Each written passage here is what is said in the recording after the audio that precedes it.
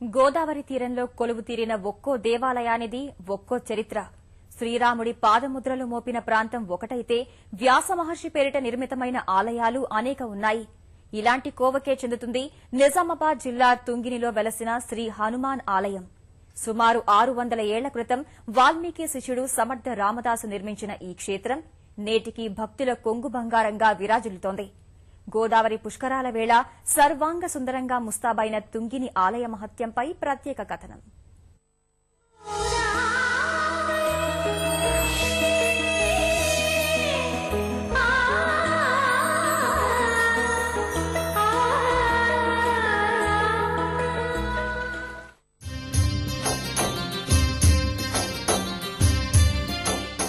పాప పరిహారం కోసం గోదావరి నదిలో పుణ్యస్నానాలు చేస్తుంటారు. పుష్కరాల సమయంలో గోదావరి స్నానం మరింత విశిష్టమైనదిగా భావిస్తుంటారు.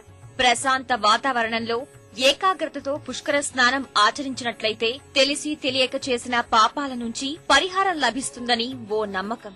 ఇలా అనేక శతాబ్దాలుగా భక్తుల పాలిట మోక్షదాయినిగా మారింది నిజామాబాద్ జిల్లా నవీపేట మండలం తుంగిని హనుమాన్ దివ్యక్షేత్రం.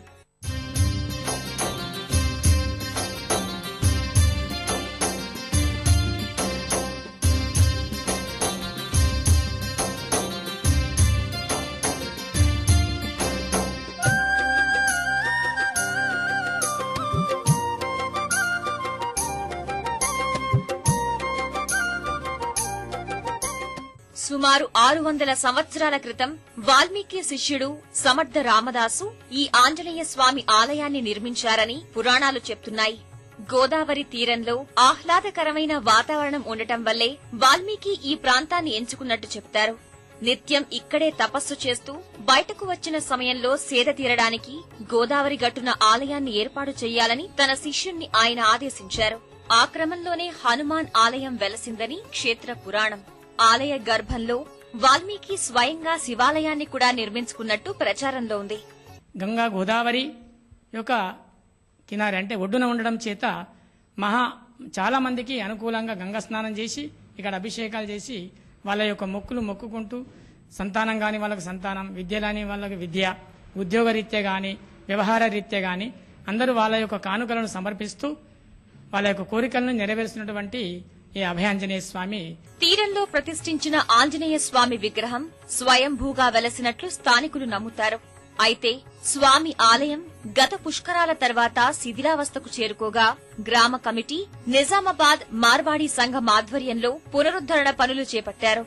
ఆలయ రూపురేఖలు మారుస్తూ వచ్చారు.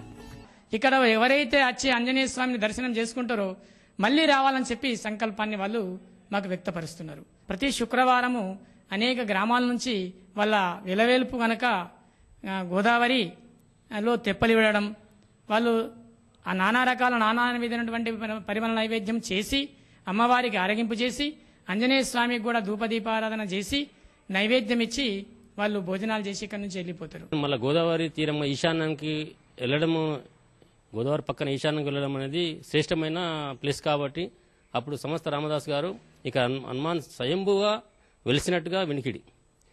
అలాగే ఇక్కడ హనుమాన్ టెంపుల్లో కూడా గోదావరి ఒడ్డులో లోపల కూడా శివాలయం ఉంది. అలాగే పాదుకలు, గోమాత పాదుకలు కూడా ఉన్నాయి ఇక్కడ. మళ్ళీ దీని మెట్లు కూడా పురాతనమైన మెట్లు.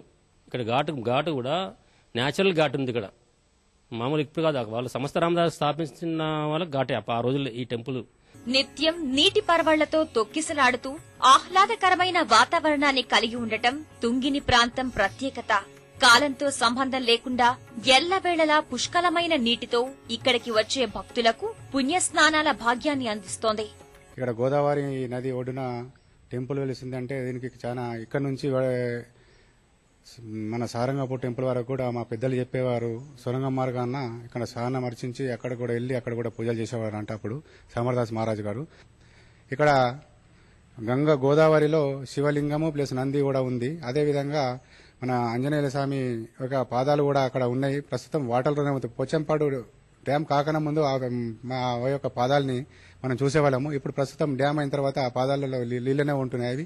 అవి ప్రస్తుతం బయటకు రావట్లేదు. అవి మన గోదావరి నది మా దగ్గర ఇంతవరకు మేము చిన్న ఉన్నప్పుడు కానీ మా నాన్నలు మా తాతయ్యలు కూడా ఎప్పుడు చిన్న ఉన్నప్పుడు కానీ గోదావరి నీళ్ళు ఇక్కడ ఎండిపోవడం అన్న జరగలేదు. ఎప్పుడు కానీ ఇక్కడ ఒక 1 కిలోమీటర్ పొడుగున వాటర్ ఉంటాయి. ఈ గోదావరి పుష్కరాల టైంలో ఇప్పుడు ఇన్ని వర్షాలు లేకున్నా కానీ మా దగ్గర 1 కిలోమీటర్ వరకు పొడుగా నీళ్లు ఉన్నాయి. ఇక్కడ ఎందరు భక్తులు వచ్చినా ఇక్కడ సౌకర్యంగా ఉంటది. నిజామాబాద్ నుంచే కాకుండా ఇతర జిల్లాలతో సహా మహారాష్ట్ర నుంచి కూడా భక్తులు పెద్ద ఎత్తున తుంగిని క్షేత్రానికి తరలి వస్తుంటారు. ప్రస్తుతం గోదావరి పుష్కరాల సందర్భంగా తుంగిని పుష్కర ఘాట్ తో పాటు ఆంజనేయ స్వామి ఆలయం కూడా పూర్వ వైభవాన్ని సంతరించుకుంటోంది.